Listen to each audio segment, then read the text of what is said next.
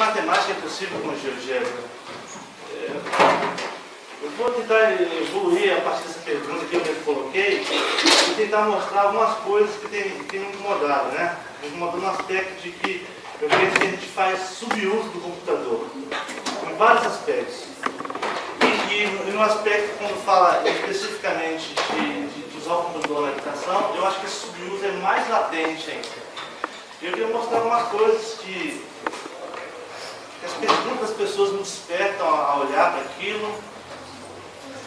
E eu escrevi um texto sobre isso e eu fiz o compromisso que esse texto, eu não tinha publicado na revista esse texto. Esse texto está na minha tese de doutorado e eu publiquei ele no Facebook, publiquei num site e lá ficou. Então, baseado nesse texto, do que é o GeoGebra, eu vou tentar responder que matemática é possível com o GeoGebra. Então, a pergunta que matemática é possível, eu preciso primeiramente dizer o que é matemática, para mim. Né? Não o que é matemática em geral, mas o que é matemática para mim. Então, matemática para mim é um conjunto de enunciados sobre os quais é possível produzir significados. Né? Se você procurar numa enciclopédia o que é matemática, o menor texto vai ter 21 páginas. Vai dizer o que é matemática, vai separar em áreas, tal. E eu escrevi em 2 linhas, um conjunto de enunciados sobre os quais é possível produzir significado. Aí você pode falar assim, mas isso qualquer ciência. Sim, qualquer ciência. Essa definição serve para matemática ou para qualquer outra. Mas em específico a nossa tem um certo status para trabalhar com ela. Então eu vou dizer, matemática é um conjunto de afirmações nas quais eu posso produzir significado. Eu posso produzir significados matemáticos, posso produzir significados do professor de matemática, ou posso produzir significados do cotidiano.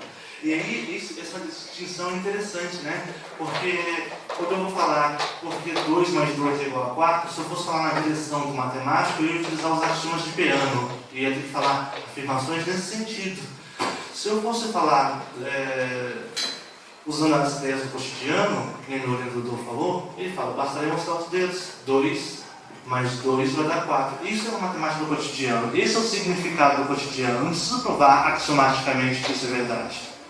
Isso seria aceito. E o professor de matemática está entre essas 2 coisas, entre o significado matemático e o significado do cotidiano. Então, na escola estão presentes esses 2 significados. Por quê? Porque o professor não pode lidar somente com o significado matemático na escola, senão a sua comunicação com os alunos fica quase que impossível. Ele vai ter que usar os significados do cotidiano e da matemática e tentar conversar com eles para poder dizer como ele via a matemática. Então, por isso que o professor acaba estando entre as 2 produções de significado, porque ele mobiliza coisas da matemática e coisas do cotidiano para conversar com seus alunos. Então, isso é matemática para mim, ok? Um conjunto de enunciados sobre o qual eu posso produzir significado. E o que é tecnologia? Mas por que você está preocupado em fazer isso? Porque eu quero dizer, a partir do que eu estou falando com vocês, né? Até porque o GeoGebra é um dispositivo tecnológico, né? É um software, um dispositivo tecnológico. Então, o que é tecnologia? Eu já falei isso aqui em outros momentos, vou repetir. As técnicas de que os homens de uma sociedade particular em determinado momento da história se valem para satisfazer os objetivos a eles impostos ou que inventam, idealmente ou movidos por necessidades definidas. Então, isso é tecnologia. Tecnologia não precisa ter dispositivo, tecnologia não precisa ter aparelho, tecnologia é ação, é ato. A fala é uma tecnologia, é uma técnica. Okay? Então, porque a gente fala assim, nós somos da tecnologia. Bom, todos somos da tecnologia, porque todos inventam soluções para problemas. Quando isso se materializa, vira dispositivo. E quando a gente coloca software no dispositivo, vira um dispositivo sobre outro dispositivo. E tudo isso é um conjunto de coisas que a gente inventou para resolver problemas. Só que a gente tem que pensar que tecnologia na escola é diferente de tecnologia no supermercado. O computador no supermercado é para resolver problemas. É para agilizar processos, é para dinamizar ações. O computador na escola não tem esse objetivo. Você não usa o GeoGebra na escola porque você quer adiantar o conteúdo. Né? Eu nunca ouvi alguém com essa intenção, eu quero passar logo esse conteúdo. Não. A gente usa o computador geralmente na escola porque a gente quer dar mais elementos para a produção de significado. A gente quer que o sujeito seja capaz de dizer mais coisas daquilo que a gente está trabalhando com ele. Ah, então é assim que funciona a derivada? É isso que você falava de reta tangente? Sim. Quando você imprime movimento, você permite que o cara fale mais. Então, quero lembrar, eu uso o computador às vezes até para causar problemas na escola. Até para causar problemas. Até para trazer para o cara problemas que ele não enxergava. Então, essa é a função da tecnologia na escola. Okay? Não é só resolver coisas, agilizar. Okay? Isso é o computador no açougue. Isso é o computador na farmácia. Esse é o papel deles lá. Mas na escola não. Okay? Então, o que é tecnologia? Isso aqui é segundo Álvaro Vieira Pinto. E o que é para mim? Um conjunto de realizações humanas úteis e necessárias para a resolução de problemas. E o que é o GeoGebra? Nessa minha história eu já respondi várias coisas. Eu respondi já que é uma suíte que reúne um conjunto de programas de matemática. Eu já respondi que é um programa que permite estudar e ensinar matemática. E eu já respondi que é um programa que permite construir objetos com parâmetros numéricos, algébricos e geométricos. O GeoGebra é um pouco de tudo isso, mas ele é um pouco de tudo isso dependendo do uso que se faz, para que se faz.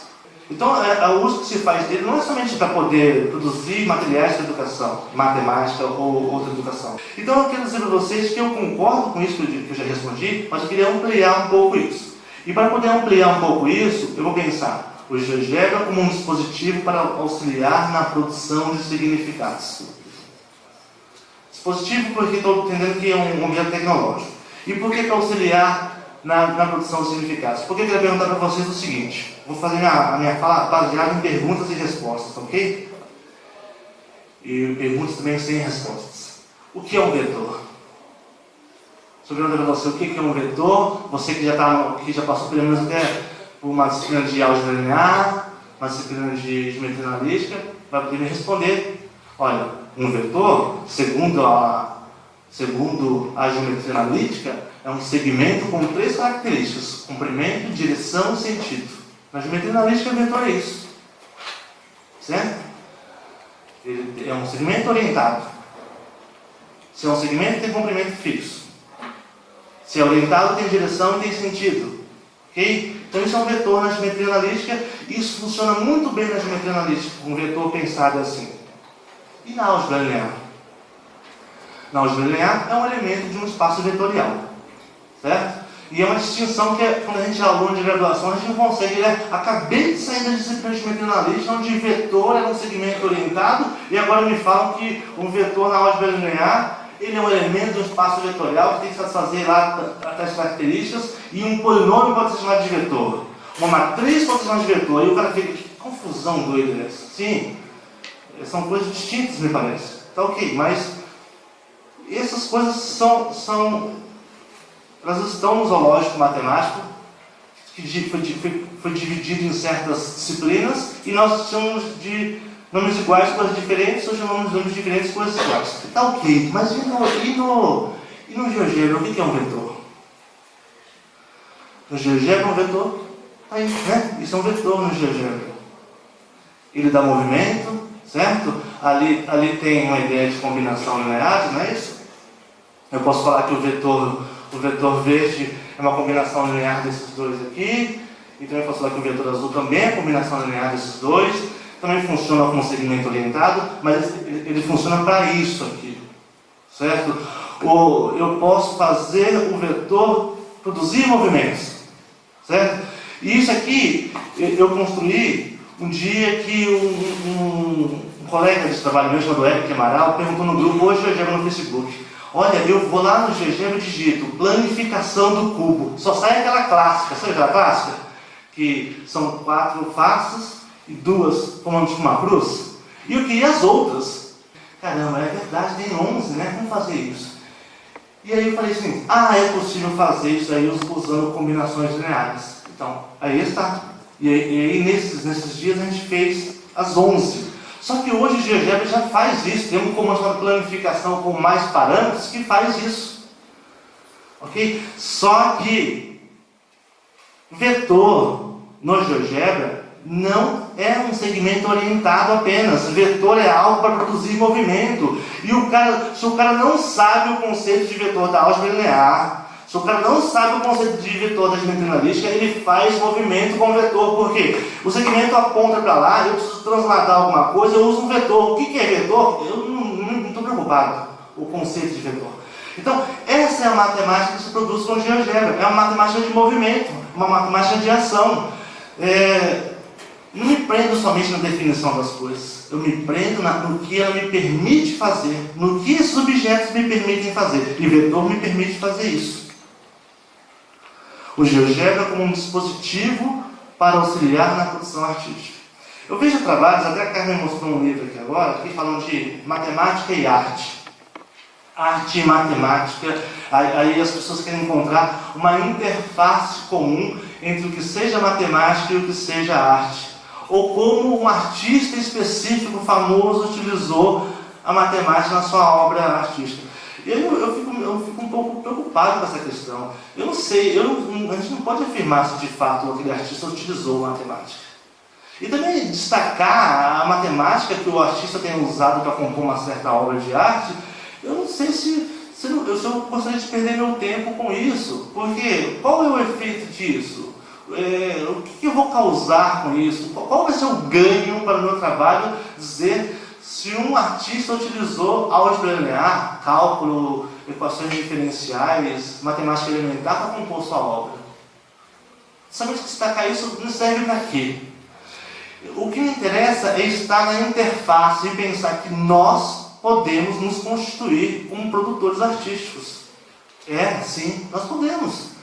Nós podemos pegar o nosso conhecimento da matemática ou de outras áreas e poder compor coisas que a gente poderia falar, isso é um produto artístico. Você está na interface, trabalhando com arte, está produzindo artisticamente. Então, mas primeiramente é importante a gente discutir o que são artes, em específico, o que são artes digitais.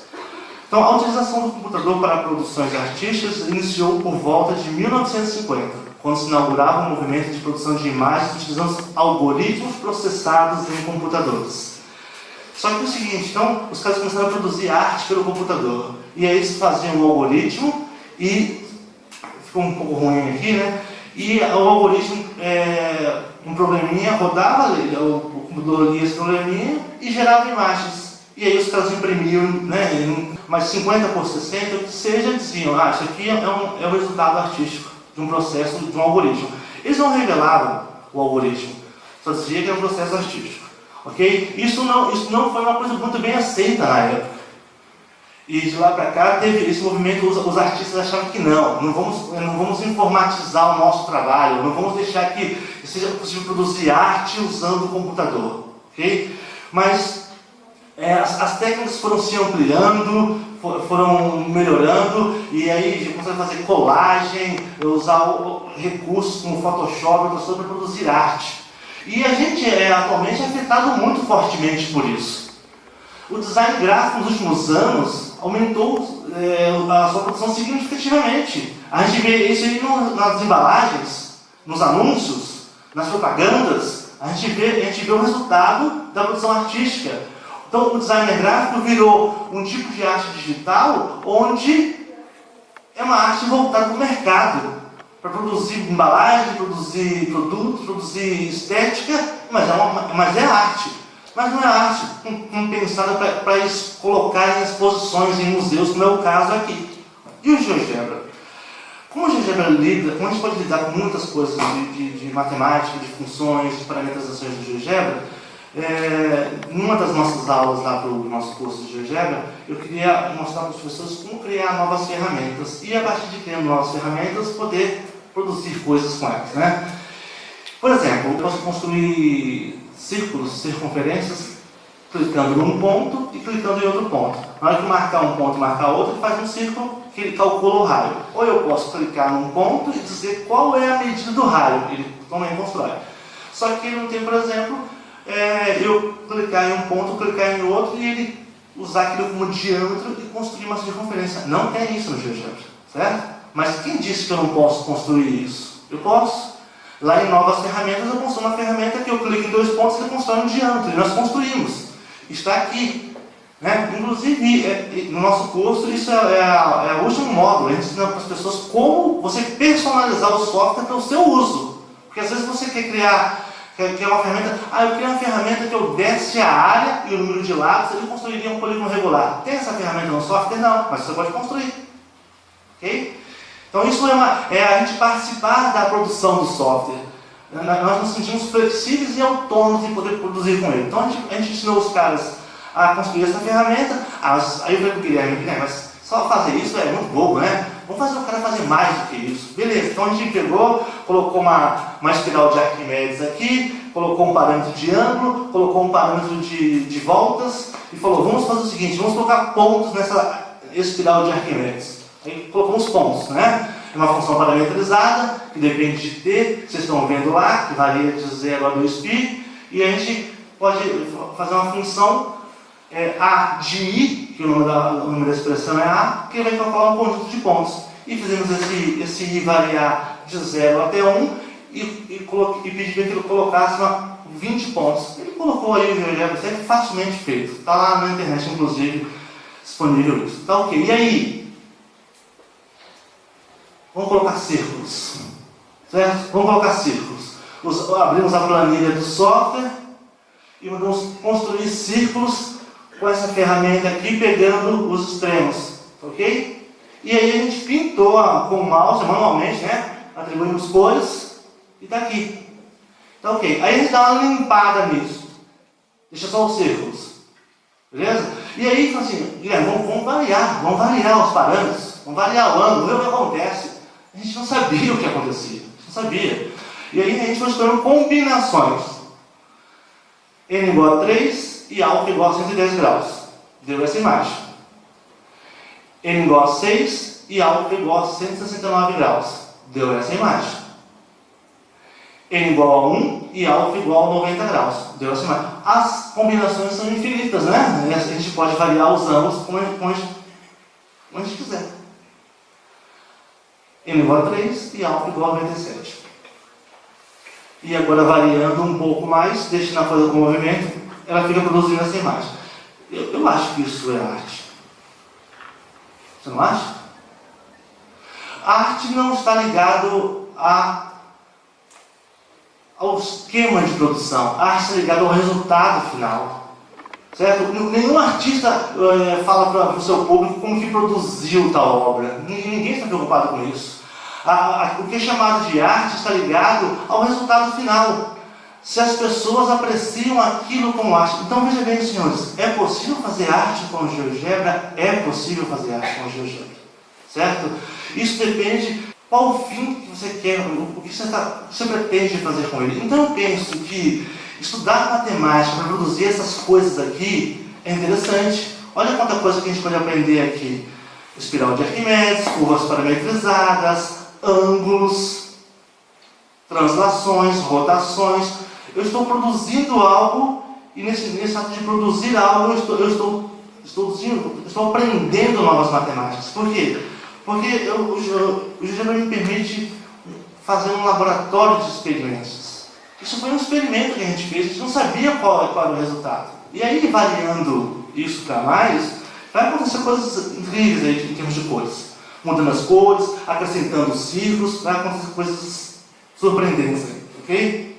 Então, o GeoGebra é um dispositivo para auxiliar na produção artística e nesse ato de produzir artisticamente, eu descubro novas matemáticas, eu aprendo novas matemáticas para mim, porque novas matemáticas para mim, não é que eu estou inventando coisas, é que eu estou descobrindo coisas que eu não sabia no ato de produzir esses objetos.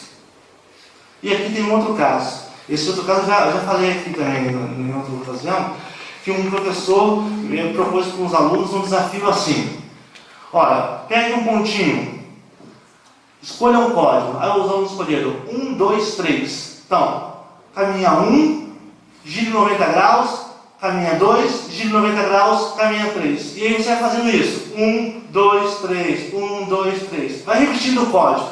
Eu vi isso numa revista do professor de matemática. Eu achei uma barata aquilo lá. Você sinalizou assim por quê? Não, aqui 90 graus vai dar 5 quadrado. Não, vamos pegar aqui em casa, ó. Vamos pegar aqui, ó. Se os números forem iguais, vai ser sempre um quadrado. Agora, os números são diferentes. Ó, 3, 2, 6. 2, 2, 1, 3, 4, 2, 6. Está sempre girando, tá vendo? Se os números forem iguais, fecha 1. 1, 2, 3, 4, fechou. Se eles não forem iguais, 1, 2, 5, 1, 2, 5. Entendeu? Esse é o movimento. E o professor fez isso com os alunos na sala de aula de educação básica. E aí falou para os caras, e aí, que figuras deram? Os alunos categorizaram, colocaram no plano cartesiano. Isso é um artigo que está na revista do professor de matemática. Quando eu vi aquilo, eu falei, cara, sensacional esse sujeito. Como é que ele leva na sala de aula isso? Aí ele fala assim, qual que é o conteúdo? Você está ensinando o quê, professor? Estou ensinando desenhar na malha quadriculada. Vou colocar isso na minha pauta, desenhar na malha quadriculada. Isso é conteúdo de matemática de educação básica? Estou ensinando a como perder tempo de forma interessante. Vou colocar isso também na pauta de chamada. Né? Tem que ter um registro, né? Gastando meu tempo de forma interessante na escola. Ó, né? Isso é um conteúdo interessante para colocar na pauta, né? Porque apesar da escola, as pessoas ainda são criativas. Eu ouvi essa frase essa semana, achei surpreendente. Né? Então aí, eu falei, Guilherme, vamos potencializar isso. A gente já matou a charada. O cara já fez isso na escola dele com as crianças. E se tivesse 15 números no código? Não dá para fazer na mão, né? A malha quadriculada ia escapar. E aí usamos o computador. Criamos no GeoGebra como fazer isso. Digita o código aqui, seleciona as interações e o software desenhava. E a gente ficava surpreso com as coisas que a gente via. Certo? Aí a gente começou a colocar um desafio um para o outro. Eu quero um código que os segmentos não passem um em cima do outro. Gente, isso aqui está lá no meu usuário de GeoGebra lá. Essas imagens daqui são essas imagens que os segmentos não passam um em cima do outro. O que é isso? Por que isso fecha? Campos vetoriais respondem isso. Certo? Combinações lineares. Mas isso não se estraga a brincadeira, Sérgio. Eu queria só desenhar. Tudo bem, mas se você quiser me explicar o porquê fecha, você fizer combinações lineares, você explica o porquê fecha. Ok? Mas só o ato de criar isso é interessante. A investigação, testar hipóteses, errar, corrigir, voltar, reconstruir, apagar, e o software. Esse é o ganho qualitativo do computador na sala de aula. Esse é o ganho qualitativo. Eu saí do papel que era interessante até um certo momento e ganhei qualitativamente porque eu pude investigar códigos com 15, com 20, com 30 números. Eu pude repetir, Foi isso. Esse salto que o software me permitiu ao construir isso. Ok? E isso para mim também é um objeto artístico. Certo? Porque se fosse um artista famoso que publicasse isso lá no Museu do Louvre, todo mundo ia falar que era arte, né? Aí se é a Carmen que faz, o Sérgio, o João, a Isa, não. Por que não é? Por que não é? Então nós temos que pensar que nós podemos ser artistas. Não me interessa a interface matemática em arte. Me interessa estar nessa interface e poder produzir na interface. Ok? Que matemática usou, talvez seja interessante para alguns processos. Ok? Os recursos internos do GeoGebra e os conhecimentos matemáticos que tenho e o que desenvolvo são submetidos às minhas ações criativas. Tenho em mente um certo resultado visual e quero obter esse resultado com as ferramentas de ofício que tenho a meu dispor. O GeoGebra é para mim como são o pincel e a palheta na mão do pintor. O conhecimento matemático e o conhecimento de modos de uso do GeoGebra compõem a minha técnica, a forma de executar certa arte. Isso que é o movimento artístico quando estou com o GeoGebra. A matemática que eu conheço e que vou conhecer são instrumentos. Eu quero compor um resultado, eu tenho em mente fazer isso. E eu vou jogar com isso.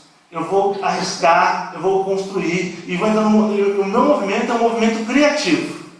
E aí, para executar esse movimento criativo, por certo, eu teria que aprender novas coisas, novas matemáticas, novos modos de uso do GeoGebra, e aí, se eu me interesso por essa matemática, na minha sala de aula específica, eu vou destacar isso. Se eu não me interessar naquele momento, eu vou destacar o resultado final, a minha produção artística. Ok? Então, isso que eu falo, que eu chamo de arte digital com o GeoGebra. E existem outros tantos exemplos. O GeoGebra como dispositivo para auxiliar na produção de jogos. Bom, a primeira coisa que eu queria dizer é o seguinte: como que eu concebo jogos, ok? Salem Zimmermann é uma coleção de 4 livros que acho que todo mundo poderia ler quando discute a questão de produção de jogos, chamada A Regra do Jogo. E eu comprei esse livro quando estava fazendo aquela novela, né? A Regra do Jogo. E de jogos de tabuleiro, jogos digitais. Cada pessoa define os jogos à sua maneira. Os antropólogos e os especialistas em folclore em termos de origens históricas, os militares, empresários, educadores em termos de usos, os sociólogos em termos de funções psicológicas e sociais. Faço referência a jogos de tabuleiro cujo objetivo consiste em realizar um desafio imposto por um enunciado explicitado ou não no jogo. Por exemplo, esse jogo tem um enunciado implícito. O que faz com isso? O que faz com isso? Tem que colocar em ordem os números. Um dia eu viajei com meus filhos, tenho 3 filhos, um deles chama Gabriel. E fomos para a praia e o Gabriel foi comigo no banco da frente do carro. E eu coloquei de propósito, não é? Na frente do carro assim, e ele chegou assim: pai, o que é isso? Isso aqui é um jogo. Como assim um jogo? O jogo para mim ele joga no tablet, no celular, não, seria um jogo. É dos tempos antigos, quando a gente jogava, né? Jogo físico, né? Tá, o que faz? Faz o seguinte: coloca em ordem e você ganha R$1. Ficou lá uns 30 km depois, está em ordem, R$1. Agora você coloca em decrescente, do 15 até 1, mais R$1. Agora você coloca em coluna, ele foi colocar. Você que até chegar lá em Guarujá, em São Paulo, ele fez de trás para frente, de para trás, na diagonal, ele fez de tudo, né? E ele foi aquele negócio, e isso manteve ele acordado, tinha um companheiro, né? Tal, e ele aprendeu a lidar com permutações. Esse jogo é chamado 15 Puzzle. Ele tem artigos escritos sobre permutações a respeito desse jogo.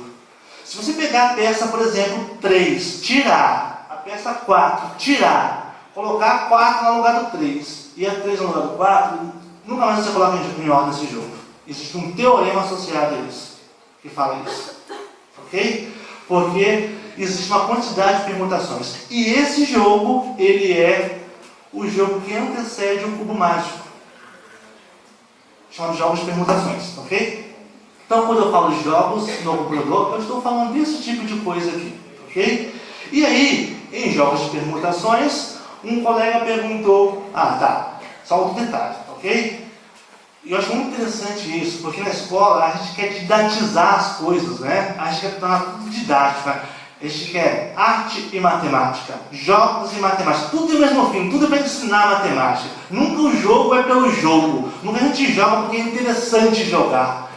Cara, jogo é para divertir, eles são simplesmente lazer. Isso é o que o cara fala, é o que o Salem Zimmermann fala, ok?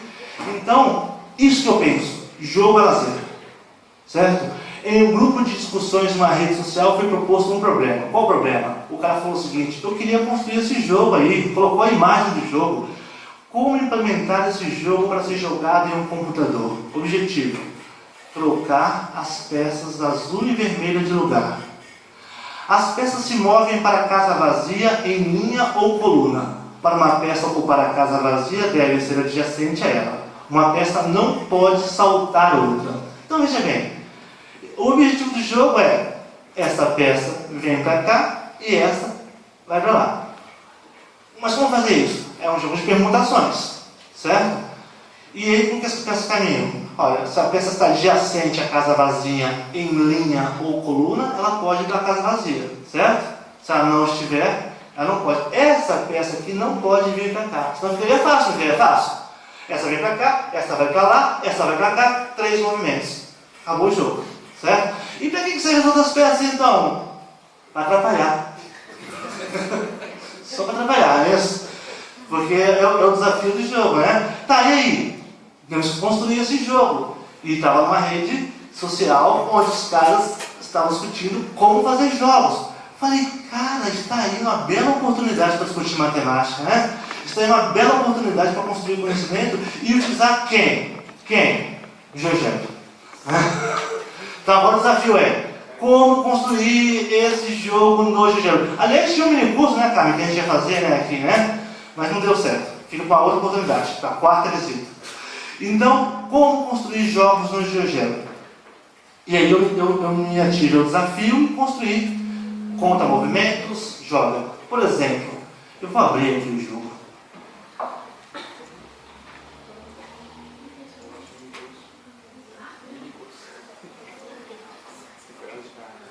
O jogo você pode fazer isso com ele, ó. Ó, você consegue movimentar o tabuleiro. E aí eu vou iniciar. Clico na peça. Ela vai para o lugar, tá vendo? Ó?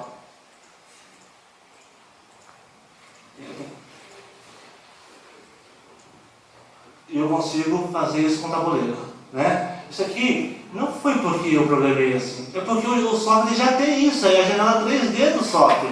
Mas aqui não é o software, aqui é o jogo. Você não está que o software desaparece? Desaparece a matemática, desaparece vetores, desaparece cones. Por quê? Porque aqui a interface é o quê? É um jogo, certo? Não me importa agora se eu posso construir vetores, círculos, cilindros, importa que eu estou jogando agora. E isso que eu fiz, eu construí um objeto para ser jogado, somente isso. Ok? Estou olhando para a ação de quem joga. A ação de quem joga é, eu tenho que clicar na peça e o jogo tem que funcionar.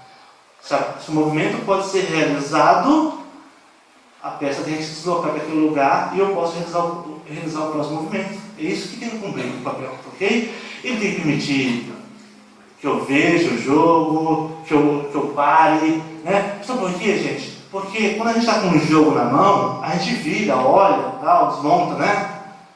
Então essa flexibilidade o software podia me dar, ok?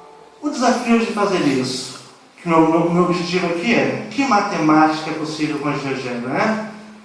Bom, a primeira coisa eu fiz o seguinte, eu coloquei pontos. Coloquei pontos digitando as suas coordenadas numa janela 3D. Depois eu coloquei círculos e cones, assim. Prendi um círculo a um ponto e fiz uma extrusão, construí um cone. Então eu tenho um ponto que é a âncora, construo um círculo que é a base do cone. Vou extrudar, construo um cone, certo? Perfeito, então estão os elementos básicos da matemática aí, ok? E agora, eu construí cada ponto distante 2 centímetros um do outro, ok? Tem 2 centímetros um do outro. Como que eu faço para dizer o seguinte, olha, quando clicou na peça ela pode movimentar? Eu tenho que criar eu tenho que dizer para o software, né? Clicou na peça, ela pode ir para aquele ponto. Ou seja, se clicou na peça que está ancorada em D, ela vai verificar que distância que eu estou de E. Estou a 2 centímetros? Estou. Então eu posso ir para lá e o E vai para lá. Eu permuto os pontos, certo? Foi isso que eu fiz. Cliquei no ponto B. Ah, diagonal, correto?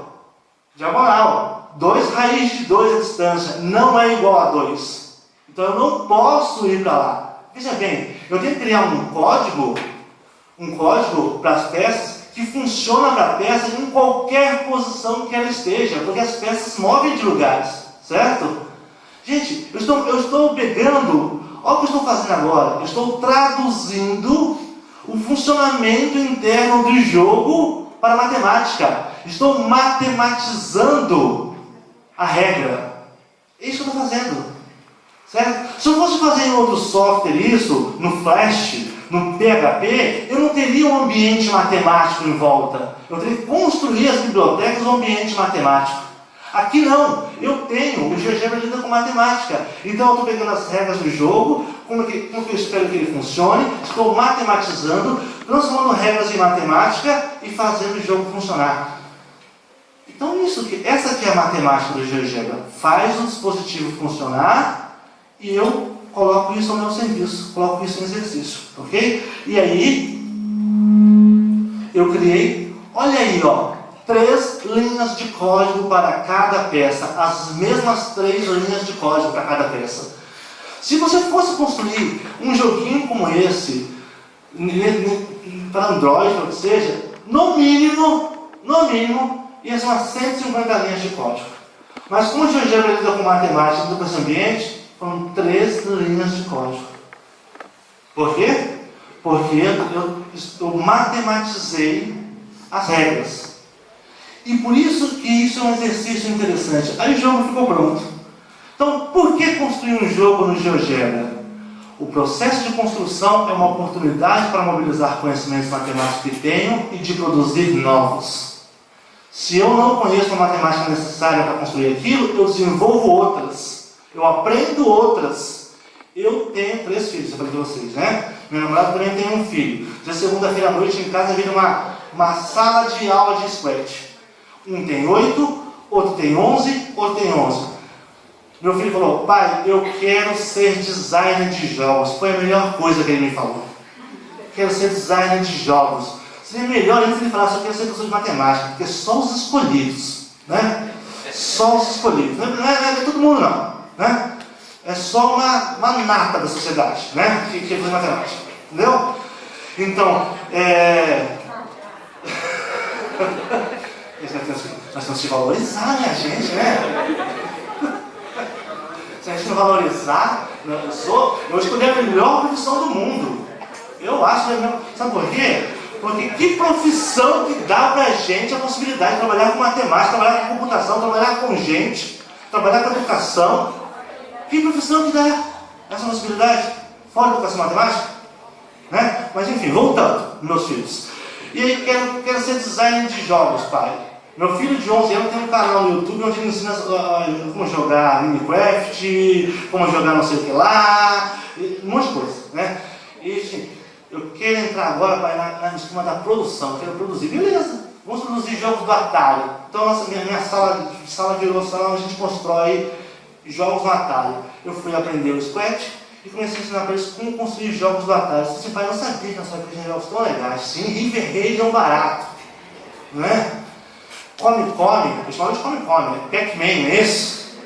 Então a gente construiu Pac-Man, a gente construiu outros jogos lá, e eu estou ensinando plano cartesiano, números negativos, números positivos para um menino de 8 anos. Por quê? Porque é necessário.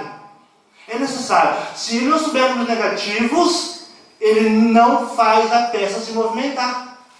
Pai, de onde deve sair o aviãozinho? Deve sair daquele cantinho ali. Lá é o quê? Lá é Y positivo e X negativo. Ah, como assim? Aí eu explico o plano cartesiano e aí a gente constrói o jogo. Tem um motivo. E aí eu quero construir um jogo, pai. Então beleza, então é assim. Então a gente desenvolve a matemática que precisa. A gente aprende o que é necessário. O processo de construção possibilita problematizar a transposição de regras do jogo para matematizações e algoritmos que fazem o jogo funcionar. Eu mostrei um exemplo pequeno aqui, né? Como fazer as peças movimentarem. Eu estou matematizando. Transformando regra em matemática, traduzindo a regra para a matemática. O processo permite compreender 2 formas distintas de se relacionar com o jogo. A do jogador e a do design de jogos. Gente, é aquele negócio. Levei o jogo para a sala de aula e não foi legal. Não deu aquele negócio. Ah, mas quem disse que aquele dispositivo é um jogo para aquela criança? Às vezes nem é um jogo. Ele não se sentiu desafiado por aquilo. E também, professor, o que a criança queria naquele momento era jogar, não era aprender matemática. Você colocou o jogo na mão dele, ele queria jogar. Então, pouco importa se o resto da tem um plano cartesiano onde a peça termina lá no meio, no ponto 00. Pouco importa. Tá? Mas é lógico que eu posso usar isso para ensinar matemática. Mas às vezes o cara está em outra atividade. Ele está na atividade do jogador. Você, quando constrói jogos, você pode passar por 3 atividades. A do jogador, a do design de jogos e a do professor de matemática. Cada um produz um significado distinto nessa atividade para aquilo que está fazendo. Quando você está na perspectiva do design de jogos, você quer fazer com que as coisas funcionem. Eu construí o jogo Resta 1, o primeiro jogo que eu construí. E aí meu irmão fala para mim assim, tem 2 professores que são professores de matemática. Olha assim, olha aqui, você joga como que faz, pensa no meio. E eu tentava fazer um negócio e não fazia. Eu falava assim, caraca, eu construí o jogo, eu programei o jogo. Programar o jogo é uma atividade. Jogar o Resta 1 é uma outra atividade. É uma outra coisa. São produções de significados distintas. Certo? Olhar para aquilo com o olhar de matemática é uma terceira atividade. É outra coisa. Okay? Então, construir jogos no GeoGebra me dá essa possibilidade de ver essas coisas, de problematizar essas questões. O GeoGebra como dispositivo para auxiliar na resolução de problemas. E esse, eu prometo que esse é o último tópico, tá? É o seguinte, tem um cara chamado Terence Tao, um matemático famoso, e você deve conhecê-lo já. Ele escreveu um livro, Como Resolver Problemas. E eu pergunto para vocês, né? O centro da nossa atividade é resolver problemas, né? Porque quando a gente resolve problemas, a gente desenvolve conhecimentos, né, de matemática em específico. Então o centro da nossa atividade é isso. E aí o Terence Tao fala o seguinte, para Terence Tao, em um livro escrito quando ele tinha 15 anos, Terence Tao foi um daqueles meninos campeões de Olimpíadas de Matemática, tipo essa da UBMEP. E ele falou que resolveu um problema, eu resumi, é lógico que o livro dele tem outras tantas coisas, né? Compreender o problema constituído a partir de enunciados. Tem que compreender o que está escrito ali. Escolher uma boa notação. Estabelecer resultados sobre o problema. Em suma, para Terence Tao, se o cara compreendeu o enunciado do problema, se ele conseguiu estabelecer uma boa notação, e ele conseguiu estabelecer resultados, ele conseguiu resolver o problema, certo? Então, isso aqui eu já discuti aqui em outro momento.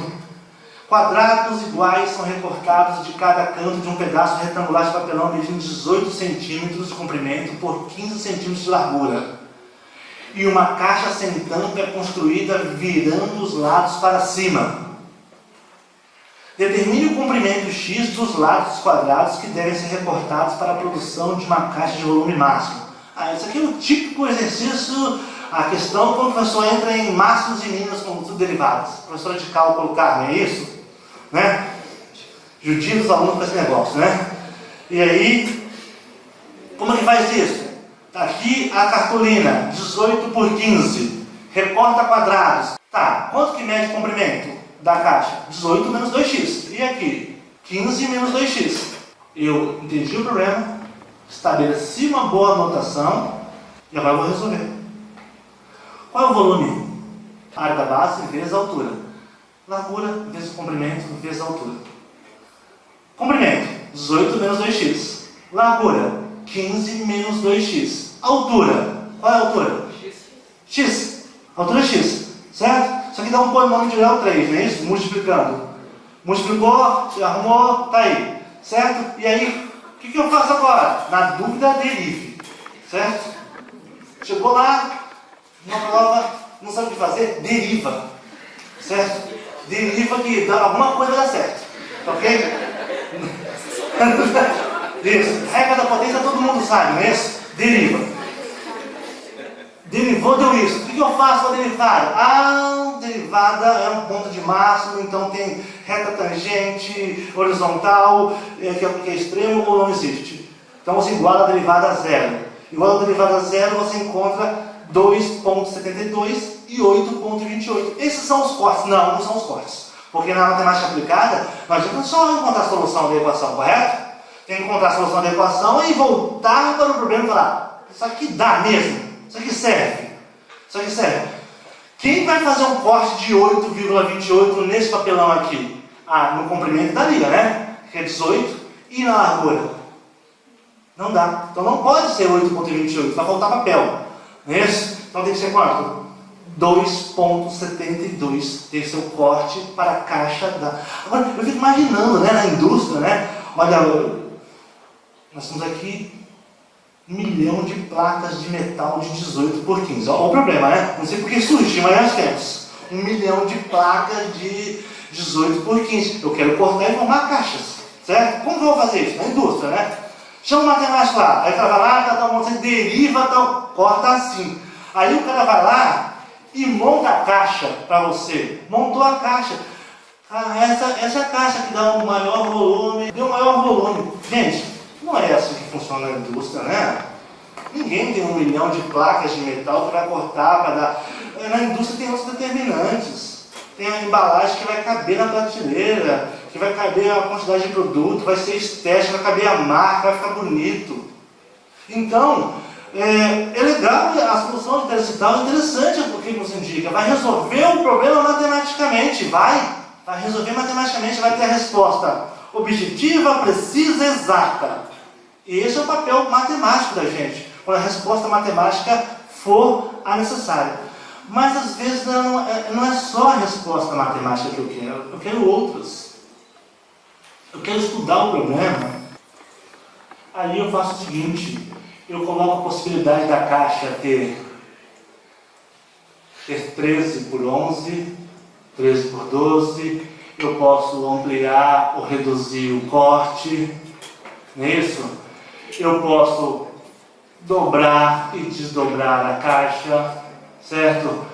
Para eu ver o que acontece. Eu consigo analisar o ponto ótimo para essa caixa é aqui, mas eu vou me desviar para esse porque eu quero essa estética aqui, certo? O problema são em outras dimensões. Não é só maximizar o volume, é maximizar o volume, é privilegiar a estética, é caber a minha marca, é caber o que eu quero. Eu e a Carmen estamos escrevendo um artigo, vai sair daqui a uns tempos, né, Carmen?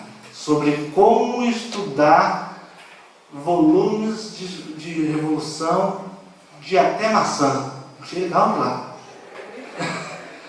Vamos pegar uma maçã, vamos cortar a maçã, uma fatia, vamos colocar isso no caderno, vamos desenhar pontos na maçã e vamos desenhar a maçã, vamos tirar uma foto com o celular, vamos jogar no GeoGebra e vamos produzir a maçã e vamos falar o volume da maçã. Que coisa interessante fazer com maçã, né? Antigamente se comia maçã, né?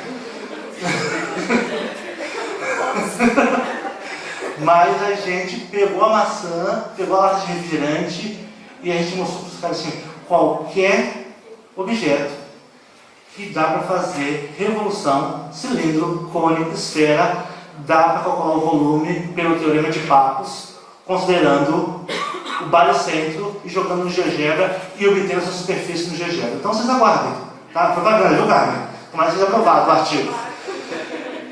Se não for aprovado, a gente distribui, né?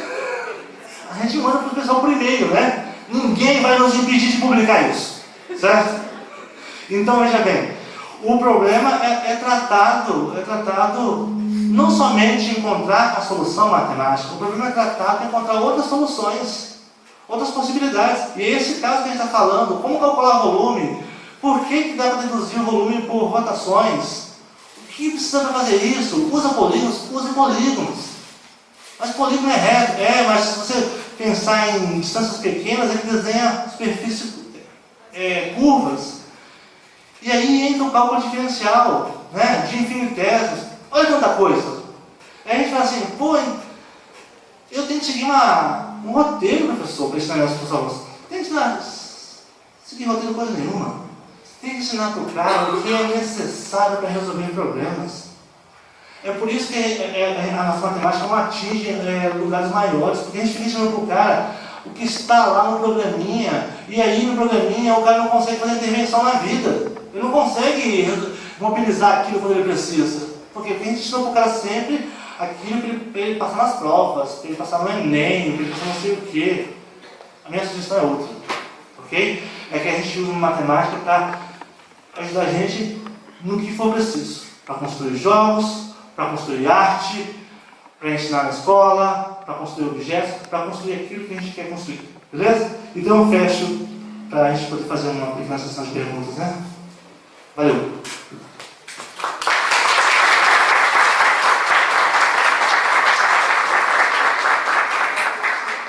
Obrigada, Sérgio. Perguntas? Moça lá, só um minutinho.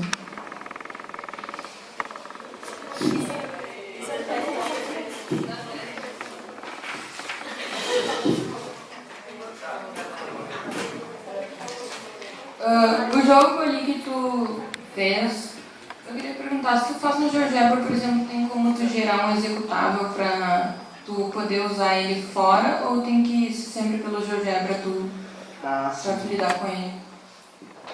Você fazendo GeoGebra, você consegue publicar em planilha web no próprio site do GeoGebra, né? E a pessoa pode utilizar isso no dispositivo, como celular ou no computador. Mas ele não gera um compilado independente do GeoGebra, porque ele não criou essa possibilidade, porque ele não é especificamente feito para poder fazer isso, certo? O objetivo de quem criou o GeoGebra é que a pessoa sempre esteja usando o GeoGebra, né, nele ou nos objetos no site, ok? Mas você cria um objeto web, e aí você pode usar de qualquer dispositivo. Mas não precisa compilar para isso, basta exportar a planilha web. Fala um pouquinho da tua tese sobre o GeoGebra. O curso de GeoGebra hoje está na 10ª edição, ele tem 75 pessoas que trabalham conosco. A Carmen é uma delas, a Isa, a Andréia, a Denise. Tem mais alguém aqui, moderador aqui? E tem alguém aqui que é cursista dessa edição? Tá. Então, e esse curso nós temos 75 moderadores, que são esses colegas que trabalham voluntariamente, inclusive eu. E nós temos hoje 350 estudantes que fazem o curso. E na minha tese eu falo disso, eu falo de como que as pessoas produzem estando em ambientes colaborativos. Porque o curso tem uma coisa, a gente não avalia ninguém. A gente não diz para o sujeito, você fez errado, você fez certo. O cara tem acesso aos nossos materiais, que são vídeos e textos, e depois ele produz uma coisa e coloca num fórum.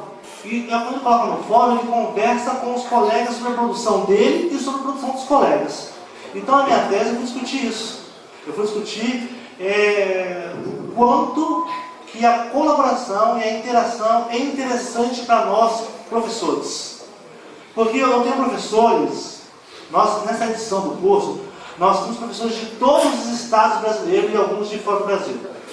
Só não de Roraima. Nós não temos alunos dessa vez. Tá? Eu achava que o Acre não existia, mas eu acho que Roraima não existe. Né? Mas vamos ver na 11ª edição se vai ter aluno de Roraima. E veja bem, um sujeito que está lá no estado dele, na cidade dele, ele fala, agora eu tenho mais 70 pessoas com quem eu posso falar, trocar ideias, baixar materiais, produzir e ser julgado pelos meus colegas, julgado pelos colegas. Falam, quanto que a gente tem de tempo para fazer isso na escola? Na sala de café, a gente chega rapidamente, toma um café, conversa uma coisa ou outra da dinâmica e não discute matemática, não discute produção. E é isso que eu discuto na minha tese. O quão interessante são esses espaços de colaboração. E nessa ideia de cultura livre, a gente coloca lá, olha, a gente tem que parar com esse negócio de ficar produzindo material e guardando esses materiais na nossa pasta de arquivo para ninguém usar. Tudo que eu produzo, que eu acho interessante, a primeira coisa que eu faço, eu jogo no Facebook, eu jogo na minha página, eu jogo no YouTube, eu crio um vídeo. Por quê? Para que isso resolveria ficar só comigo? Então essa é a cultura que a gente coloca no curso. Da pessoa compartilhar, trocar ideias, falar como fez, e levar para o outro para poder usar, e eu usar e dizer, olha que experiência que foi aquela. Então na minha tese eu discuto isso. Então eu escrevi 8 artigos, 8 textos, onde eu falo desde do uso de tecnologia nos anos 90, quando eu era um auxiliar de almoxarifado de uma revista onde falava do uso de tecnologia, e falei, nunca vai acontecer isso, porque no artigo falava assim, nós vamos pagar conta pela internet, falando, nunca vai acontecer isso. Então na revista. E aí depois de alguns anos eu mordi a língua. Então eu escrevo desse momento, escrevo o que é o curso, escrevo sobre interação, colaboração, o que é o GeoGebra, como gravar e produzir videoaulas. Então ela é uma coxa de retalhos, né? Onde em cada texto eu falo de uma coisa que eu achei que era interessante falar. Não é um trabalho acadêmico assim, revisão teórica, metodologia, análise, conclusão. Não é assim, tá? Ela é aquilo que eu achei que deveria escrever, e colocando ali, né? E esses textos foram publicados em revistas, e acho que tem só 2 que não foram publicados em revista ainda. Então tá aí. Fiz uma coisa que me dá maior atenção, entendeu? Era isso. Queria que eu passasse aqueles 4 anos e fosse legal no final. E eu estou super satisfeito com a minha tese. Ok? Não, eu chamei, eu quis, né, que você colocasse isso, que eu também fiz contigo o curso, né? Acho que ela estava na 6ª edição do GeoGebra. Eu te convidei para ser moderadora, você não aceitou, você lembra disso, né? Você tem essa dívida comigo, né? Tá bom. Então, não, eu achei importante compartilhar com o pessoal, porque tem muitos que vão produzir, sei lá, pesquisa, TCC, dissertação. Eu acho que tem muita coisa a ser feita, né? Nas tecnologias, por exemplo, eu sei que tu mexe com o Scratch, eu também. Então, tem um campo ali que a gente pode trabalhar, inovar, né? Com a utilização das tecnologias no ensino de matemática. O meu próximo desafio, que eu estou cuidando um mês, 2 meses aí, é JavaScript. Porque tem uma bendita janela no GeoGebra lá que fala que aceita código em JavaScript, né? E me perguntam isso, eu não sei responder essas perguntas. Então, não perguntem isso para mim lá no grupo, certo? Perguntem para outros.